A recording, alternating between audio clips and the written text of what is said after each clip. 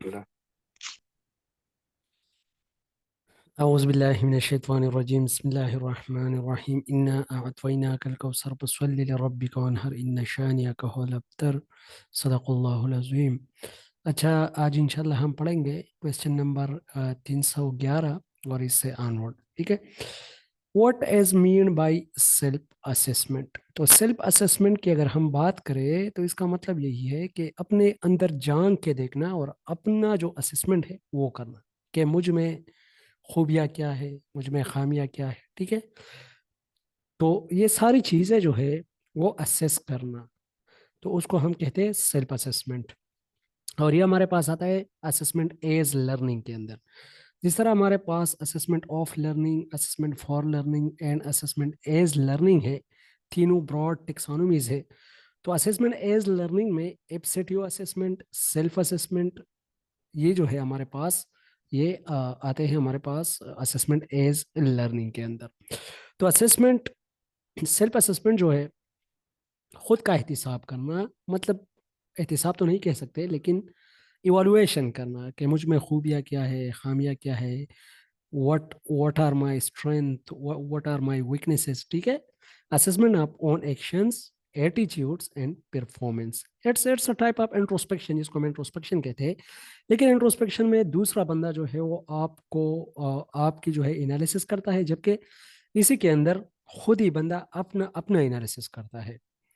Reflect on what a person perform a role and what we should improve upon, मतलब मैं किस तरह अपने एक्शंस को इम्प्रूव कर सकता हूँ और मेरे एक्शन है क्या, मैं क्या परफॉर्म कर रहा हूँ। तो इन चीज़ों को देखना है सेल्फ असेसमेंट। क्वेश्चन नंबर 312 है, how will you assess students during class. तो ड्यूरिंग का लफ्ज़ जहाँ भी आता है तो आप लोगों के जहन में डायरेक्ट फॉर्मेटिव असेसमेंट का वर्ड जो है ये आना चाहिए। ठीक है।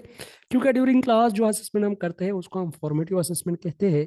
और फॉर्मेटिव असेसमेंट का मतलब यही है कि हम स्टूडेंट को मॉनिटर करें और स्टूडेंट की प्रोग्रेस चेक करें। ठीक है। ये दोनों चीज़ें बहुत ज़्यादा इंपॉर्टेंट है, to monitor the students and to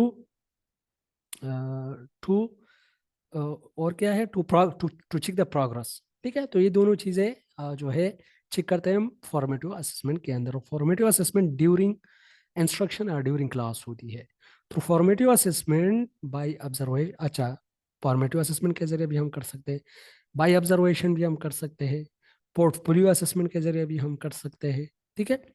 quizzes classroom के अंदर, debates, group activities in in the class. ठीक है। तो ये सारी चीज़ें जो है ये स्टूडेंट को क्लासरूम के अंदर ड्यूरिंग इंस्ट्रक्शन असेस करने के टेक्निक है, तरीके हैं। अच्छा, क्वेश्चन नंबर 313 है, व्हाट वाज नदवतुल उलमा। तो अगर हम नदवतुल उलमा को पढ़े तो बेसिकली ये कुछ उलमा थे जो कि इकट्ठे हो गए। और ये बेसिकली ये जो थे ये सर सैयद अहमद खान के नज़रिए के थोड़े अगेंस्ट थे। चूँकि उन्होंने जिस तरह तहरीक अलीगढ़ जो है वो शुरू की थी, तो उसमें कुछ चीज़ें इस तरह थी कि ये कहते थे कि जिस तरह सर सैयद अहमद खान जो था वो अक्सर कहता था कि हमें अंग्रेज़ी सीखनी चाहिए, हमें जो वेस्टर्न।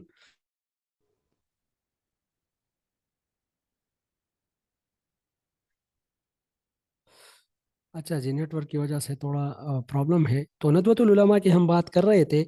तो अच्छा, आवाज़ मेरी पहुंच रही है? सिराज भाई, उस्मान भाई। सर सर आवाज अच्छा, क्लियर है अभी? बिल्कुल क्लियर। ओके जी, ओके, थैंक यू। अच्छा, तो नदवतुल उलमा जो तहरीक अलीगढ़ शुरू हुई थी, सर सैयद अहमद खान ने जो स्टार्ट की थी, तो ये उसका एक रिस्पॉन्स है। मतलब ये लोग नहीं चाहते थे कि हम अंग्रेजी सीखे। जिस तरह उन्होंने एक सोसाइटी बनाई थी, साइंटिफिक सोसाइटी के, ये जो है जो हमारे पास साइंसी उलूम है उसका तर्जुमा करें। तो ये चीज़ है, ये नदवतुल उलमा जो एक ग्रुप बना था, तो इन्होंने कहा था कि नहीं, ये जो है बेसिकली हमें ये चीज़ें नहीं सीखनी चाहिए। और ये 1894 के अंदर बना था, लेकिन इन लोग के साथ पढ़ इतना नहीं था। और 1898 को ही इन्होंने प्रॉपर जो है फिर स्टार्ट लिया। ठीक है। इट वाज एस्टेब्लिश्ड बाय मौलाना शिबली नोमानी। इन्होंने अपना एक करिकुलम भी दिया था, करिकुलम के 5 स्टेजेस थे। ठीक है। इट वाज एस्टेब्लिश्ड बाय मौलाना शिबली नोमानी। ये देखो, नदवतुल उलमा फर्स्ट में एन आता है, तो नोमानी। ठीक है, तो मौलाना शिबली नोमानी, तो आप लोगों ने नोमानी को याद रखना है। तो दोनों वर्ड जो है आप लोगों के साथ ये मैच हो रहे हैं, दैट्स वाई फिर किसके इन्होंने अच्छा। पटपड़ी सालार खान अपना माइक ऑफ कीजिएगा किसके प्लीज। इन्होंने सालार खान प्लीज। जोरांश के स्टाफ सही बंदे सालार खान प्लीज अपना माइक ऑफ कीजिएगा, अगर आप मुझे सुन पा रहे हैं। ओके जी, थैंक यू। अच्छा, तो नदवतुल उलमा की बात हम कर रहे थे कि ये 1894 के अंदर ही इस्टेब्लिश हुआ।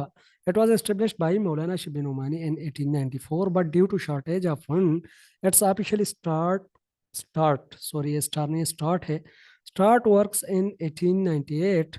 First head was Mohammad Ali Mongeri, इसका फर्स्ट हेड था। Main reason was dissatisfaction of Aligarh movement. ये देखो, ये इसके रीजन थे, ये उनसे सेटिस्फाई नहीं थे। Government support 500 per month grant. ठीक है, उसी टाइम चूंकि पैसे की वैल्यू इतनी नहीं थी, तो गवर्नमेंट ने 500 रुपये पर मंथ ग्रांट जो है इनके लिए मंजूर किया। इशूड वीकली अलनदवा, और वीकली अलनदवा जो है ये इशू करती थी। ठीक है। अच्छा, क्वेश्चन नंबर 314 है, why we made classroom assessment. हम क्लासरूम असेसमेंट क्यों करते हैं? तो ये बहुत ही अच्छा क्वेश्चन है। तो क्लासरूम असेसमेंट हम क्यों करते हैं? फर्स्ट, तो असेसमेंट का जो टाइप्स है वो आप लोगों ने जहन में रखने हैं, इसीलिए कि हम स्टूडेंट की वीकनेसेस और स्ट्रेंथ को जान सके। जिस तरह हम डायग्नोस्टिक असेसमेंट की बात करते हैं, इसीलिए कि हम स्टूडेंट को मॉनिटर कर सके और स्टूडेंट की प्रोग्रेस को चेक कर सके। जिस तरह हम फॉर्मेटिव असेसमेंट की बात करते हैं, या इसलिए कि हम स्टूडेंट के जो वीकनेसेस है या स्ट्रेंथ है या जिस नतीजे पे वो है उस पर डिसीजन ले सके, तो मीन समेटिव असेसमेंट। ठीक है। या स्टूडेंट खुद अपना एनालिसिस करे, मींस सेल्फ असेसमेंट। या स्टूडेंट अपने दोस्त से, मतलब एक दोस्त जो है या एक पीर ग्रुप, जिस तरह पीर असेसमेंट होता है, वो एक दोस्त का असेसमेंट करे। ठीक है, तो ये सारे आप लोगों ने जहन में रखने हैं। तो एक एक पे एक एक वर्ड भी अगर आप लोग बोलो तो बहुत ज्यादा इस पे आप लोग बयान कर सकते हो। ठीक है। तो टू चेक द प्रोग्रेस, तो ये फॉर्मेटिव असेसमेंट का एक हमारे पास है ऑब्जेक्टिव है। टू मॉनिटर द स्टूडेंट, ये भी फॉर्मेटिव असेसमेंट का एक हमारे पास एक फंक्शन है। टू नो टीचिंग गैप्स, ये बहुत ज़्यादा इंपॉर्टेंट है कि टीचिंग गैप्स क्या है। डायग्नोस्टिक। तो ये भी जी सर, राज भाई कुछ कहना चाहते हो? जी सर, मैंने कहा कि डायग्नोस्टिक असेसमेंट अभी आगे। जी जी जी, very good. To know teaching gaps, तो ये भी हो सकता है हमारे पास। Diagnostic assessment to improve teaching, तो ये भी हमारे पास आ सकता है। अच्छा, पोर्टफोलियो असेसमेंट भी हमारे पास, के मतलब स्टूडेंट के जो पर्पसफुल कलेक्शन है उसी बेस पे हम असेसमेंट कर सके या उसी बेस पे हम डिसीजन ले सके। तो ये सारे हमारे पास असेसमेंट के टाइप्स भी है। तो और इसी के साथ साथ आप लोगों ने इसी को इसी तरह ही बयान करना है, फिर आप लोगों के लिए कोई इशू नहीं होगा। ठीक है। अच्छा जी, question number 315, what is career and career planning. अगर हम देखें, कैरियर क्या होता है? किसी इंसान की जिंदगी का वो हिस्सा जो कि वो एज अ जॉब, जो पार्ट वो प्ले करता है, उसको हम कैरियर कहते हैं। ठीक है। जिस तरह फॉर एग्जांपल इंसान की जिंदगी का ज्यादातर 25 साल या 30 साल ये जो एज अ गवर्नमेंट एम्प्लॉय या किसी ऑर्गेनाइजेशन के अंदर वो जो है काम करता है, एम्प्लॉय होता है। तो ये जो एम्प्लॉय का दौर है, ये ड्यूरेशन जो है, specifically this is the career for this person. ठीक है। A job for which you are trained, जाहिर बात है ट्रेनिंग जरूरी होती है पर capacity building. A job for which you are trained in which it is possible to advance during your working life. Working life की बात कर रहे हैं। ठीक है। वर्किंग लाइफ के अंदर एक ऐसा टाइम कि जिसमें इंसान क्या करता है, उसकी ट्रेनिंग होती है बस, और उसकी एडवांसमेंट होती है, so that you get greater responsibility and earn more money. जाहिर बात है मनी भी एक फैक्टर है। तो अपनी रिस्पॉन्सिबिलिटी को आप बखूबी जो है परफॉर्म कर सकते हो और पैसा भी कमा सकते हो। तो this is basically what this is the career. लेकिन आम लफ्जों में, career is the part of life which is spend as an employ. ठीक है, तो वो गवर्नमेंट एम्प्लॉय भी हो सकता है और वो हमारे पास एज अ प्राइवेट ऑर्गेनाइजेशन का एम्प्लॉय भी हो सकता है। अच्छा, आर, ये देखो, an occupation undertaken by an individual for significant period with opportunities of progress while, ठीक है, opportunity of progress, यहाँ तक है इसकी definition. In occupation undertaken by individual for significant period with opportunities of progress, मतलब उसकी प्रोग्रेस, उसकी improvement जो है वो उसी दौरान होती है. While career planning mean examining a suitable career path by using knowledge of personal interest and skill. ठीक है, तो कैरियर प्लानिंग क्या है? प्लानिंग में हम क्या करते हैं? हम एग्जामाइन करते हैं चीज़ों को कि हमने किस तरह जो है आगे जाना है, या कौन से कैरियर को हमने चूज करना है, कौन सा कैरियर मेरे लिए बेस्ट होगा. तो ये सारी चीज़ें हमारे पास कैरियर प्लानिंग के अंदर ही आती है. ठीक है. अच्छा, क्वेश्चन नंबर 316 है, what is the purpose of SDGs. तो अगर हम देखें, एसडीजीज एमडीजीज पहले आए थे 2000 के अंदर, और उसके 8 गोल्स थे, और जो गोल नंबर 2 था वो रिलेटेड था एजुकेशन से. और उसमें स्पेसिफिकली यही बातें थी. एक तो यूनिवर्सल प्राइमरी एजुकेशन. अच्छा, उसका जो स्लोगन था वो था यूनिवर्सल प्राइमरी एजुकेशन. ठीक है, लेकिन एमडीजीज के जो 15 साल मुख्तस किए गए थे उसके लिए, कि 2001 से 2015 तक इसके जो 8 टारगेट है इसको हमने अचीव करने हैं. तो उसमें स्पेसिफिकली आर्टिकल नंबर जो गोल नंबर 2 है वो रिलेटेड था एजुकेशन के साथ. ठीक है, लेकिन 2015 में बात जब आ गई तो यहाँ पर और कुछ नई नई चीज़ें उसके साथ ऐड की गई, और उसको नाम दिया गया एसडीजीज. लेकिन एसडीजीज और एमडीजीज के दरमियान मेन फर्क यही है कि एमडीजीज जो था वो just for under developed countries था, गरीब ममालिक के लिए था जस्ट. और एसडीजीज जो है ये ओवरऑल वर्ल्ड के लिए है, सारे ममालिक इसमें इन्वॉल्व है. ठीक है, और इसका मतलब यही है कि ममालिक के दरमियान जो कंपटीशन है, उसी कंपटीशन को सस्टेनेबल डेवलपमेंट में चेंज करना, पार्टिसिपेटरी डेवलपमेंट में चेंज करना. ठीक है, सस्टेनेबिलिटी क्या होती है? Not to compromise the future. हमने अपने फ्यूचर को भी देखना है. हम अपने रिसोर्सेज को भी यूज करेंगे, लेकिन अपना जो हमारा फ्यूचर है उसको हम क्या करेंगे? उसको हम उसको भी हम सिक्योर करेंगे. अपने रिसोर्सेज को अपने आने वाले जनरेशन के लिए भी कुछ बचाएंगे. ठीक है. अच्छा, उस्मान भाई आपने कुछ लिखा है मेरे ख्याल में, का रियर. उस्मान भाई अगर आप हो कमेंट में. चलो उस्मान भाई ने, हाँ सर, वो मैंने एक करियर के बारे में लिखा है, अच्छा अच्छा, career. Very good very good, ये इसकी हाँ प्रोनाउंसिएशन है. हाँ सर, करियर खरियर खरियर, ओके जी, ओके, थैंक यू. अच्छा. करियर। अच्छा जी, तो हमारे पास एसडीजीज जो था विथ 17 ऑब्जेक्टिव्स, इसके 17 ऑब्जेक्टिव्स थे है, लेकिन एमडीजीज के 8 ऑब्जेक्टिव्स थे, गोल्स थे, एंड 169 टारगेट्स, और इसके 169 टारगेट्स है.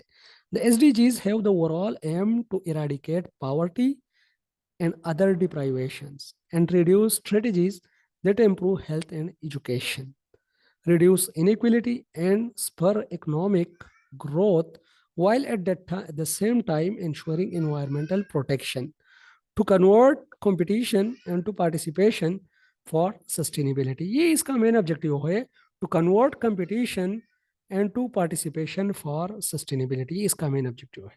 ठीक है.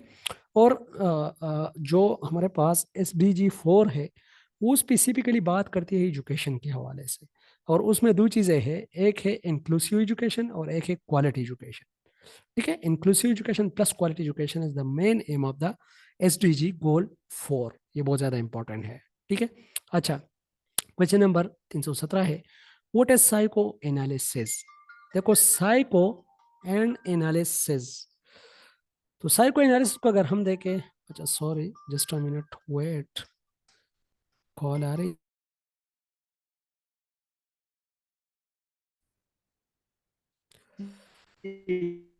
ओके जी, तो हम साइको एनालिसिस की बात कर रहे थे कि what is psycho analysis. Psycho analysis का मतलब ये है कि इंसान की जो साइकी है, जो माइंड है, उसको हम किस तरह डिफरेंट पार्ट्स में डिवाइड करते हैं. तो बेसिकली सिगमंड फ्रॉइड जो था उन्होंने इंसान के दिमाग को दो हिस्सों में तकसीम किया था। वो कहता है कि इंसान का जो दिमाग है ये दो ब्रॉड एरियाज पर मुश्तमिल है, एक कॉन्शियस है और एक अनकॉन्शियस है। जो हमारा कॉन्शियस माइंड है, तो जो हम करंटली चीज़ें करते हैं, तो वो कॉन्शियस माइंड का हिस्सा होता है। और जो अनकॉन्शियस माइंड है, तो वही चीज़ें जो कि हम करते हैं और फिर कुछ वक्त गुजरता है तो हमारी अनकॉन्शियस में पड़ी रहती है। ठीक है, तो ये सिगमंड फ्रॉइड ने ये एक कॉन्सेप्ट दिया था और इन्होंने इंसान का जो दिमाग है या पर्सनालिटी है तीन हिस्सों में डिवाइड किया था। एक एड, दूसरा ईगो और तीसरा सुपर ईगो। ठीक है, तो इसको ओवरऑल ये जो किस्सा है इसको हम साइको एनालिसिस कहते हैं और ये दिया था सिगमंड फ्रॉइड ने। ठीक है, psycho analysis a set of theories and therapeutic technique that deal, therapeutic का मतलब ये क्योरिंग, इलाज करना किसी किसी तरीके से। तो जाहिर बात है साइकोलॉजी की बात ही हो रही है, तो इलाज के लिए या तो इंट्रोस्पेक्शन होगा या काउंसलिंग होगी, इसी तरह इसी इसी टाइप के टेक्निक्स होंगे। तो psycho analysis a set of theories and therapeutic techniques that deal in part with the unconscious mind. The discipline was established in the early 1890s by Sigmund Freud. According to Freud, human mind is mainly consists of conscious and unconscious mind, which is further divided into id, ego, and superego. Id is child and work on immediate gratification. अच्छा, थोड़ा सा मैं आप लोग को background दे दूं। ये Sigmund Freud कहता है कि इंसान का जो दिमाग है इसकी मिसाल जस्ट लाइक एन आइसबर्ग है, जो बर्फ का एक टुकड़ा होता है उसकी तरह है, जो कि फ्लोटिंग कर रहा है पानी के सतह के ऊपर। तो जब बर्फ पानी के सतह के ऊपर फ्लोटिंग करता है तो उसका ज्यादातर हिस्सा 90% हिस्सा जो है वो पानी के अंदर होता है, जबकि 10% हिस्सा जो है वो पानी के बाहर होता है। तो ये कहता है कि जो इंसान का 10% हिस्सा है बाहर, दिस इज कॉन्शियस, और जो अंदर है दिस इज अनकॉन्शियस। जो हम चीजें करते हैं जिसके साथ हमारा वासिता पड़ता है वो हमारे अनकॉन्शियस में चली जाती है, और ऑन द स्पॉट जब मौका मिलता है तो वही अनकॉन्शियस से कॉन्शियस की तरफ आता है। और इसकी बेटी इना फ्रूड ने कुछ डिफेंस मैकेनिज्म दिए थे। ये कहता है कि जो हमारा एड और ईगो है ये हमेशा झगड़ते हैं, क्योंकि एड जो है ये चीजें मांगता है, ये इमीडिएट ग्रेटिफिकेशन पे काम करता है, ये चाइल्ड है, ये बच्चा है। ये कहता है कि फॉर एग्जाम्पल एक चीज है, मुझे चाहिए, बस अभी ही चाहिए। ठीक है, बिल्कुल ये बच्चे की तरह रोने लगता है कि नहीं, बस एक चीज है, मुझे सेटिस्फेक्शन चाहिए अभी। फॉर एग्जाम्पल अगर आपका एड कहता है कि दिल चाहता है कि चोरी करूं, तो ठीक है, अभी तो आपका एड चाहता है और बिल्कुल जोर से चाहता है कि हाँ मैं चोरी करूं। वहां पर आपके साथ है ईगो। तो ईगो जो है वो रियलिटी प्रिंसिपल पे काम करता है। वो देखता है कि नहीं, आपने चोरी नहीं करनी, ये ठीक बात नहीं है। ठीक है, क्योंकि वो रियलिटी प्रिंसिपल पे बात करती है। और जो सुपर ईगो है this it's look to society, तो ये सोसाइटी को देखती है और मोरलिटी प्रिंसिपल पे बात करती है कि यार सोसाइटी के अंदर ये चीज ठीक भी है कि नहीं है। ठीक है, दैट्स व्हाई वो मोरलिटी। तो ये कहता है कि इंसान के अंदर जो है दिमाग के अंदर ये तीनों चीजें हैं, एक एड है, एक ईगो है और एक सुपर ईगो है। एड चीज मांगता है कि मैं ये चीज करूं, सुपर ईगो उसकी रियल सेंस को देखता है, ये चीज ठीक है कि नहीं है। और फिर सॉरी, ईगो जो है वो इसके रियल सेंस को देखते हैं, रियल चेहरे को देखते हैं कि आया ये काम ठीक भी है मेरे लिए कि नहीं, मैं करूँ कि नहीं करूँ। ठीक है, और सुपर ईगो सोसाइटी को देखती है कि ये जो चीज़ है आया इससे सोसाइटी को कोई नुकसान तो नहीं हो रहा। ठीक है, तो बेसिकली ये जो हमारी ईगो है दिस इज द मीडिएटर। ये क्या करता है, मीडिएशन करता है, इसलाह करता है हमारे एट का। ठीक है, और वो कहते हैं ना डिफेंस मैकेनिज्म क्या है, तो डिफेंस मैकेनिज्म भी यही है, टू सेटिस्फाई और इट। अपने इट को सेटिस्फाई करने के लिए हम क्या करते हैं, डिफेंस मैकेनिज्म यूज करते हैं। डिफेंस मैकेनिज्म तकरीबन हमने पढ़े भी है, लेकिन आगे क्वेश्चन आ रहा है उसमें हम इसको जो है पढ़ेंगे। सप्रेशन है उसमें, जो है सब्लिमेशन है, प्रोजेक्शन है। ठीक है, ये सारे हमारे पास जो है डिफेंस मैकेनिज्म है, जो कि इना फ्रूड एंड उसके साथ साथ एक दूसरा बंदा है एरिक एरिक्सन, इन दोनों ने काम किया था। तो एरिक एरिक्सन ने बेसिकली फिर साइको कल्चरल को स्टडी किया, और इन्होंने सिगमंड फ्रूड ने साइको एनालिसिस या साइको सेक्सुअल साइड को ज्यादा टच किया। तो इन्होंने लिबिडो पे ज्यादा काम किया। ठीक है, और इन्होंने एक थ्योरी भी दी थी जिसके 5 स्टेजेस है, anal stage, oral stage, anal stage, oral stage, latency stage, phallic stage. ठीक है, ये सारे उसके स्टेजेस है। SHUs का यहाँ पर उसकी इतनी ज़रूरत नहीं होगी, ठीक है। तो psycho analysis are set of And theories sir, and this is not difficult. जी साइकोसेक्सुअल जो है ना, ये पढ़ाई नहीं जाती है अक्सर। इसको जी जी क्या जी कहते हैं कि इसको स्किप किया जाता है, मतलब वो नहीं है ना, इथिकल नहीं है। Yes yes, it's against our values. Yes sir. Basically उसमें जो है कुछ चीज़ें इस तरह के, उसने हर एक चीज़ को जो है इरोजिनस जोन, जिसको हम इरोजिनस जोन कहते हैं, तो हर एक चीज़ को इरोजिनस जोन के साथ इन्होंने एसोसिएट किया है। कि फॉर एग्जांपल एक बच्चा 3 साल का है, तो अपने लिबिडो को या जो है अपने मतलब सेक्स को सेटिस्फाई करने के लिए ये चीज़ करता है, वो थम सक करता है, देन वो सेटिस्फाई होता है, देन अगेन जो है वो जाके कोई और जो है इस तरह का टेक्निक। तो मतलब उसकी जो कहानी है Electra complex and Oedipus complex का, वो ओवरऑल बस यही जो है इरोजिनस जोन के अराउंड ही घूमती है। दैट्स वाई हमारी सोसाइटी में एंड बीइंग अ मुस्लिम उसको जो है हम इतना इम्पोर्टेंस नहीं देते। लेकिन अगर आप लोग थोड़ा उसको देख लो तो कुछ चीज़ें हकीकत है उसमें, लेकिन चलो उसकी तरफ नहीं जाते, वो किसी और टाइम पढ़ लेंगे। अच्छा जी, तो ये हमारे पास ईगो, सुपर ईगो और इट का एक किस्सा था, ठीक है। अच्छा, क्वेश्चन नंबर 318 है, व्हाट इज डायरेक्शनल हाइपोथेसिस।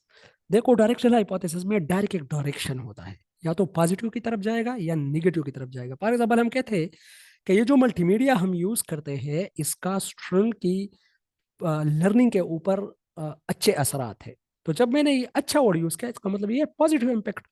तो मैंने एक डायरेक्शन को चूज किया, ठीक है, उसको हिट किया। तो मीन के डायरेक्शनल हाइपोथेसिस में आपके साथ एक डायरेक्शन होगा।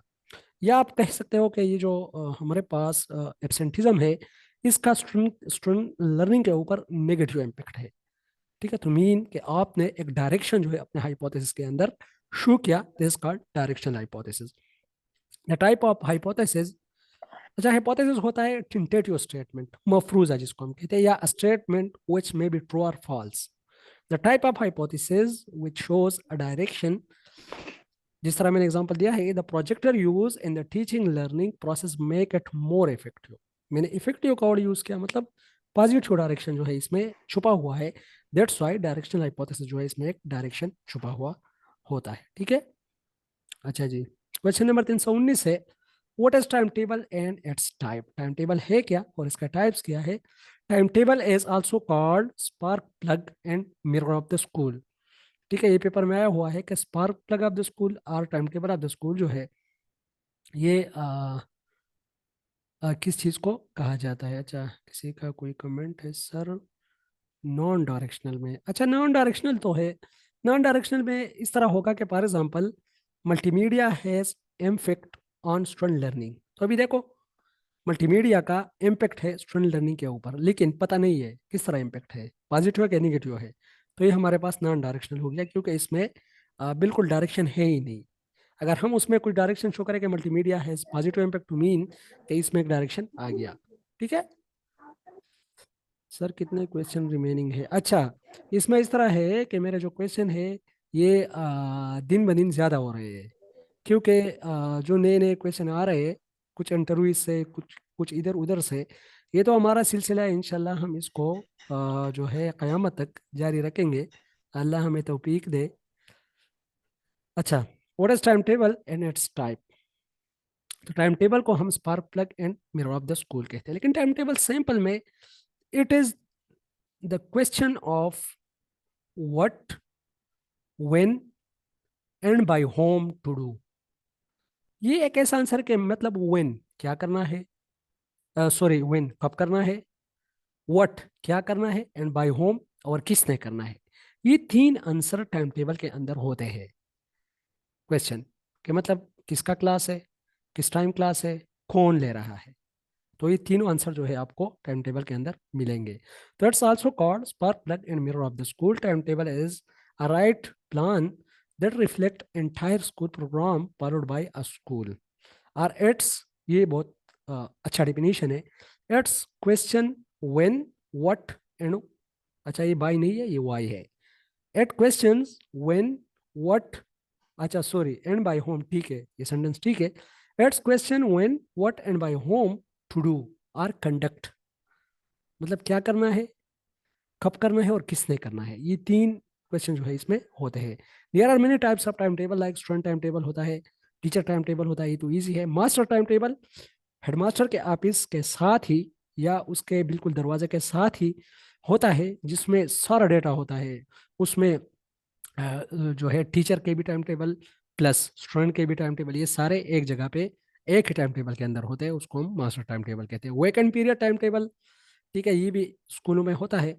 जो टीचर मतलब गैरहाजिर रहता है तो उसका पीरियड दूसरे टीचर जो है उसको असाइन किया जाता है। Sports time table, homework time table, तो ये सारे जो है हमारे पास टाइम टेबल के टाइप्स है। अच्छा, what is standardize test? Standardize test जो है test on the basis of purpose. एक नॉन स्टैंडर्डाइज टेस्ट आता है इसमें और एक स्टैंडर्डाइज टेस्ट आता है। स्टैंडर्डाइज टेस्ट जो है स्पेसिफिकली वो टेस्ट है जिसका स्पेसिफिक नॉर्म्स हो, मतलब नॉर्म्स ये बहुत ज़्यादा इंपॉर्टेंट है, जिसके स्पेसिफिक नॉर्म्स हो। ये पेपर में आया हुआ है कि the type of test which has specific norms are called standardized or non-standardized. Standardized norms mean rules regulation, ठीक है। Test develop by expert, first ये एक्सपर्ट डेवलप करेंगे। हैविंग स्पेसिफिक नॉर्म्स, इसके नॉर्म्स होंगे। It's scientifically evaluated, scientific evaluation का मतलब यही है कि जो आइटम होगा, आइटम को सेलेक्ट किया जाएगा, उसकी एनालिसिस की जाएगी, उसको चेक किया जाएगा, ऑप्शन को चेक किया जाएगा, डिस्ट्रक्टर को चेक किए जाएंगे, ये सारे स्टेम को चेक किया जाएगा। तो ये सारी चीज़ें जो है वो वेरीफाइड होती है। It is scientifically evaluated. It's a balance test. Balance का मतलब यही है कि जितना भी कंटेंट है वो ओवरऑल कवर करेगा। फॉर एग्जांपल इसका सिलेबस है कि या कंटेंट है, कंपोजिशन है कि 10 चैप्टर में से एक टेस्ट होगा, तो मीन के 10 चैप्टर में से कुछ ना कुछ इसमें इंक्लूड होंगे। This a balance test. Analysis of item is necessary. Item के अंदर डिस्क्रिमिनेशन पावर, फिजिबिलिटी इंडेक्स, ठीक है, ये चीज़ें होनी चाहिए, जो कि असेसमेंट में हम आगे क्वेश्चन में हम इसको भी एक्सप्लेन करेंगे कि फिजिबिलिटी इंडेक्स क्या है, डिस्क्रिमिनेशन पावर क्या है, ठीक है। ये चीज़ें बहुत ज़्यादा इंपॉर्टेंट है ये आइटम एनालिसिस के हवाले से।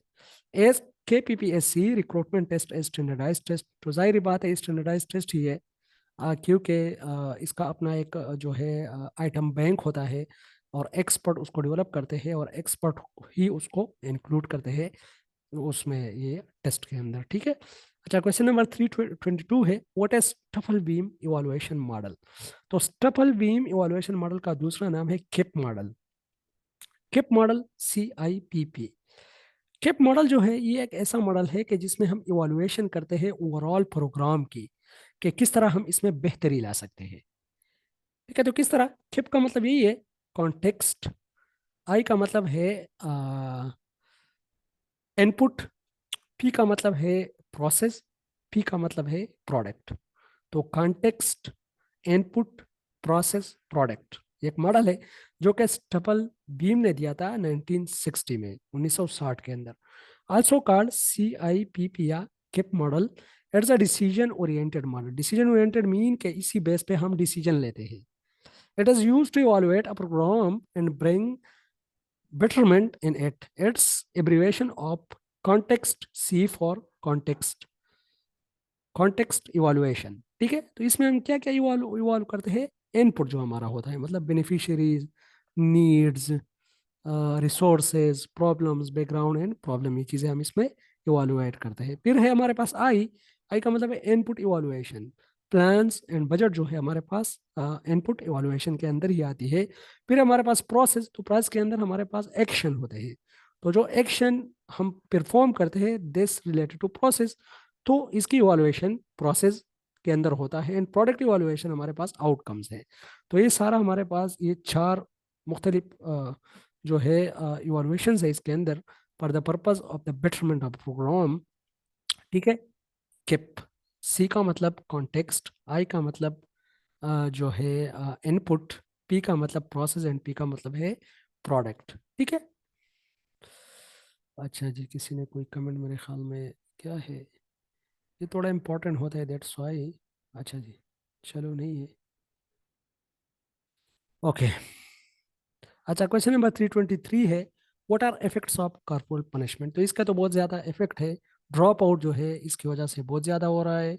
लेस क्रिएटिविटी, स्टूडेंट में क्रिएटिविटी नहीं आएगी। No self discipline, self discipline नहीं आएगा। फियर होगा, होप होगा, सप्रेशन होगा, सप्रेस होंगे स्टूडेंट।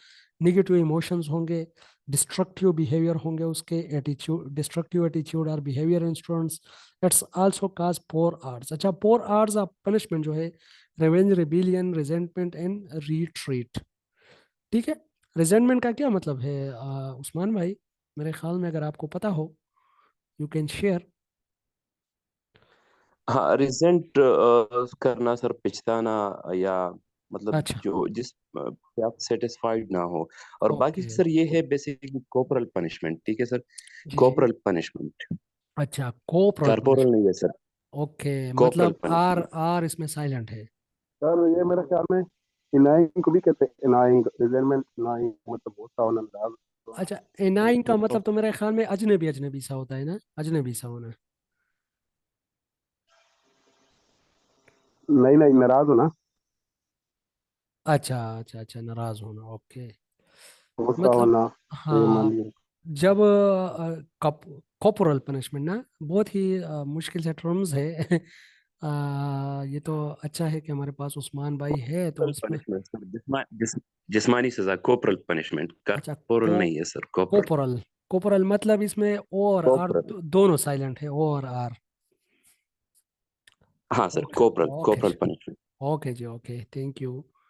तो ये जो हमारी कोपोरल पनिशमेंट है, तो इससे हमारे 4 R's, revenge, rebellion, resentment and retreat. ठीक है, तो ये हमारे पास 4 R's ऑफ कॉर्पोरल पनिशमेंट भी है। अच्छा, question number 324, who introduce the idea of homework? Homework का आइडिया किसने इंट्रोड्यूस किया?